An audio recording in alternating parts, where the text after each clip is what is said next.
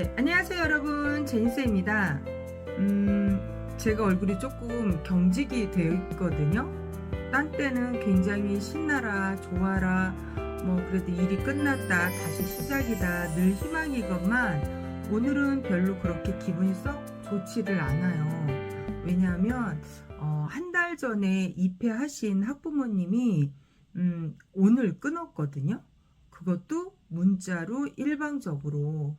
그래서 이럴 때 왜 그런지 한번 유추해 보고자, 그리고 이러한 가운데 원장님들의 마음가짐을 어떻게 해야 되는지, 왜 이런 일이 발생을 했을까, 그런 거를 함께 좀 공유도 해드리고 저의 사례를 함께 나누고자 제가 카메라를 켰습니다.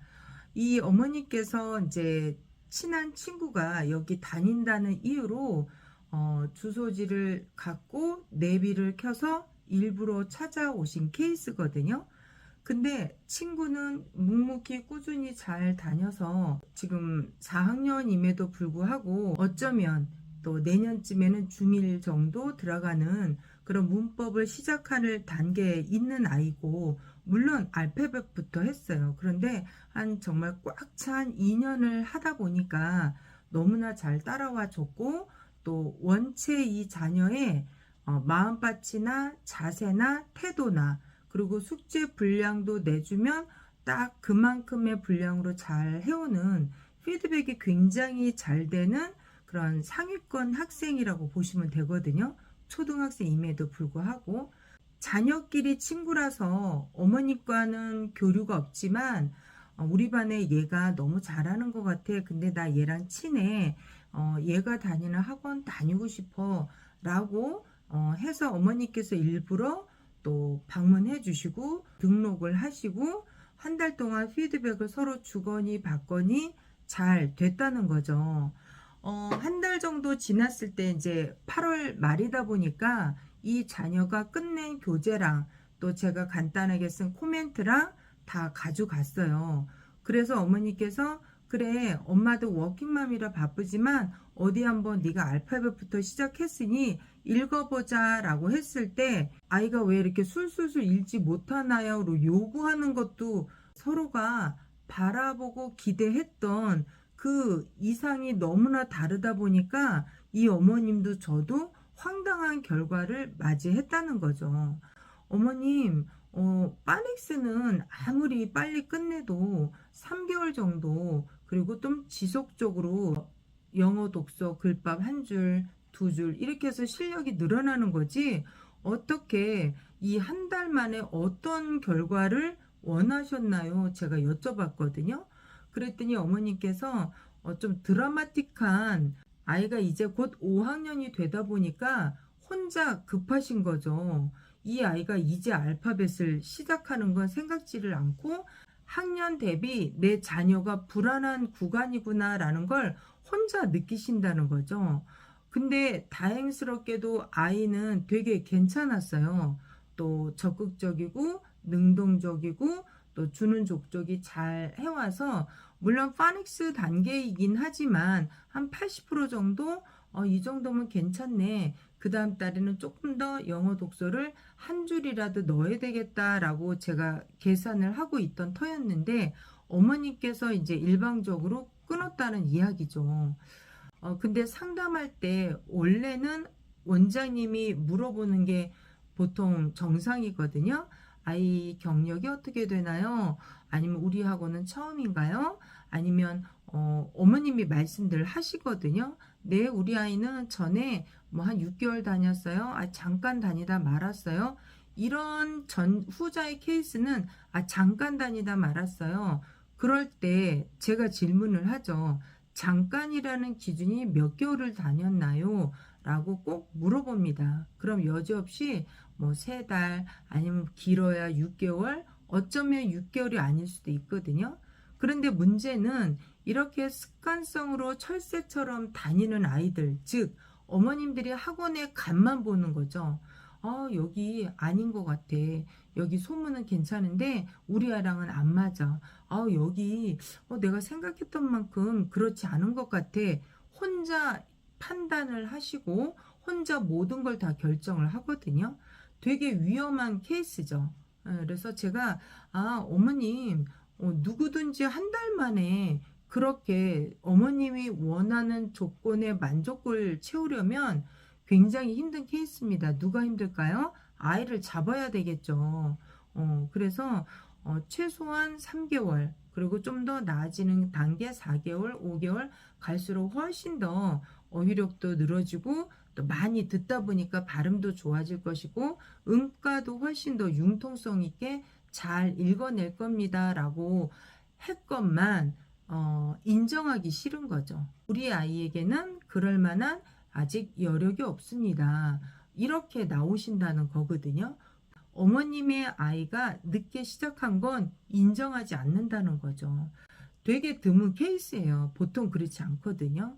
그래서 저도 많이 당황스러웠지만 일단 문자로 충분히 안내를 해드렸고, 또 다행스럽게도 이 어머니께서 저에게 그런 선물을 보내주셨더라고요. 아이를 통해서. 저는 원장님 스타일도 우리 아이도 너무 좋아라 하는데 남편이 너무 그렇게 기대치가 한 달 만에 이 정도밖에 못 읽어 완강합니다. 많이 실망한 것 같아서 일단은 끊어야 될 것 같아요. 라고, 그것이 아버님의 이유인지 어머님이 속마음인지는 모르겠지만 어쨌든 장문을 주시고 어제 날짜로 끊었습니다.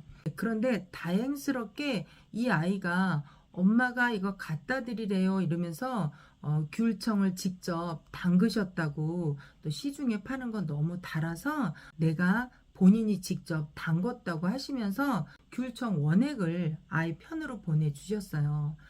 잘됐다, 이때다 싶어서 땡땡아, 아니 왜 갑자기 끊게 되었어? 저는 나름 한 달 동안 열심히 했는데 엄마가 일단 끊어보래요. 다른 데 알아보재요. 개인 과외로 해보재요. 이렇게 말씀을 하셨다는 거예요. 네 생각은 어때? 저는 사실 여기 친구도 있고 저는 여기 계속 다니고 싶어요. 그러면서 어머니께 이렇게 말을 했대요. 내가 개인과외 받다가 다시 여기 원장님께로 와도 되냐라고 했더니 그건 그때 가서 다시 이야기해보자, 이렇게 마무리가 됐다고 하더라고요. 네, 제가 한편으로는 다행이다. 그래도 당사자인 1차 고객이 아직까지 우리 교실에 미련을 갖고 좋아라 하고 있구나. 충분히 여지분이 아직은 리턴할 수 있겠구나. 추후 그런 짧은 몇 마디를 나누고 아이랑 헤어졌습니다. 끝에 제가 살짝 그랬죠. 개인과외가 마음에 안 들면 언제든지 와, 이렇게 했더니 아이가 활짝 웃으면서 곧 올 것 같아요, 이렇게 하고 가는데 그 마음이 얼마나 고맙던지 또 얼마나 감사한지 이런 여러 가지 또 복합적인 생각이 들었습니다. 두 번째로는 제가 이러한 경우에 원장님들이 가져야 할 마음의 텐션에 대해서 한번 조금 팁을 드리고자 합니다. 특히 초보 원장님들이 창업하시고 정말 찰떡같이 믿었던 사람들이, 또 그렇게 등록했던 어머님들이 머지않아서 끊을 때, 그리고 반드시 온다고 했는데 안 올 때, 영원히 내 팬클럽이 되어서 내가 학원업을 그만두기 전까지 나의 매니아층이 될 것 같아 라고 믿었던 그들이 때가 되면 그만두고요. 또 새로운 아이들이 그 자리를 채우게 되는 게 우리 교습소나 공부방 또 학원업의 생리입니다. 그런데 이렇게 반복적인 일을 겪지 않고 처음 겪을 때는 많이 실망들을 하세요. 그리고 어쩌면 밤잠을 못 주무시고 다 내 탓으로 돌릴 수도 있거든요. 내가 뭘 그렇게 잘못했나? 내가 도대체 아이들 관리를 어떻게 소홀히 했나? 내가 이 어머니께 이런 말을 해서 이 어머님이 끊나? 내가 이렇게 대우해 주지 않아서 아이들이 그만뒀나? 화살을 나한테 돌리는 경우가 많거든요. 네, 그렇지 않습니다. 그 또한 아이들의 잘못도 아닙니다. 저도 어제 세이 굿바이 하기 전에 땡땡아, 너무 실망하지 마. 네 탓이 아니야. 너 한 달 동안 굉장히 잘했고 잘해오는 과정 가운데 어머님의 생각이 그래서 일단은 어머님의 말씀을 듣고 또 추후 변수가 있을 땐 언제든지 다시 오렴. 이렇게 제가 마무리를 했지만 어떤 것도 누구든지 그러한 가운데 상처가 되면 안 되고요. 그렇게 원장님만의 탓으로 돌려서도 안 된다는 말씀 드리고 싶습니다. 제가 개인적으로 최인아 씨를 좋아하거든요. 근데 그분 책 한 켠에 이런 글귀가 써 있었어요. 씨앗 없이 꽃이 피진 않지만 씨앗을 심었다고 다 꽃을 피우지는 않는다. 씨앗이 죽지 않고 자라 꽃을 피우고 열매를 맺게 하려면 물을 주고 바람과 햇볕을 쬐어주며 때로는 비료도 주어야 한다. 그것이 바로 태도다. 태도가 경쟁력이다. 이러한 문구가 있거든요. 어떤 일도 사실 근간은 태도입니다. 그러니까 오래전 영상에서도 Attitude is Everything 이라는 책이 있거든요. 자세가 모든 것을 결정한다. 일맥상통하는 문구죠. 그런 것처럼 이러한 경우에도 원장님들이 어떤 태도를 취할지, 내가 너무 그곳에 몰입해 있거나 상처가 깊으면요, 그 다음날 해야 될 일에 되게 마이너스 손실이 크거든요. 그래서 이럴 때는 그냥 툴툴 털어버리시고 인정하시는 게 훨씬 더 원장님들이 성장하고 나아가는데 일조 역할을 할 겁니다. 제니쌤이 그러는데 늘 나가고 들어가고 이 빈자리가 또 누군가 뉴페이스가 채워진대. 저도 마찬가지예요. 어제 영상에도 왜 이렇게 아이들이 끝나요? 라고 했지만 똔똔이가 똑같이 또 됐거든요. 제가 상세하게 메모해 놓고 기록하고 일주일 전부터 작업을 줍줍하지 않았더라면 인원이 나 늘 많잖아. 이 엄마 뭐 때가 되면 오겠지. 다른 학원 갔나 봐. 뭐 우리 학원 별론가 봐. 연락을 안 주네. 이렇게 문만 열어놓고 손님이 오기만을 기다리면 절대로 안 된다라는 거. 저도 아이들이 뚝뚝뚝 떨어져 나가면서 내가 뭘 잘못했지? 내가 어떤 어머니께 다시 작업을 해야 되지? 라고 상담 일지를 보니까요. 그동안 상담하고 연락하지 않았던 것들. 또 재차 연락했는데 온다고 했는데 또 누락된 그런 부모님들 왜 안 오시는지 언제쯤 오실 계획인지 이런 걸요. 다시 작업하니까요. 그 빈자리가 꽉 다시 채워지더라. 이 말씀 드리고 싶습니다. 그것 또한 뭘까요? 태도가 경쟁력이다. 제가 늘 이야기하지만 아이들이 끊어지는 것도요. 순식간이고요. 아이들이 불어나는 것도 또 순식간일 수 있거든요.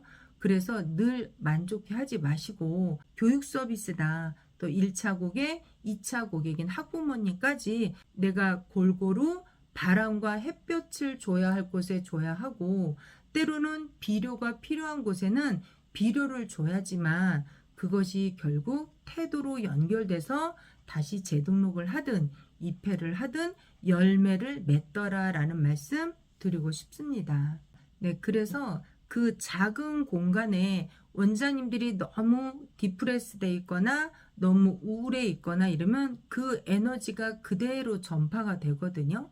그래서 안 좋은 일도 내 인생의 일부, 좋은 일도 내 인생의 일부. 그렇지만 그것이 끝이 아니라는 걸 항상 명심하셨다가 내가 텐션 근력을 키우는 거, 마음 근력을 키우는 거, 정신 근력을 키우는 거는 늘 의지를 갖고 성장하고 노력하고 나아가는 내 모습을 비로소 발견했을 때 내 원장이라는 타이틀이 굉장히 잘 어울리는 그날이 올 것입니다. 네, 그래서 힘내시고 늘 빈자리는 또 채워지게끔 되어 있다라는 게 진리입니다. 오늘 영상 도움되셨으면 좋겠습니다. 여러분 감사합니다.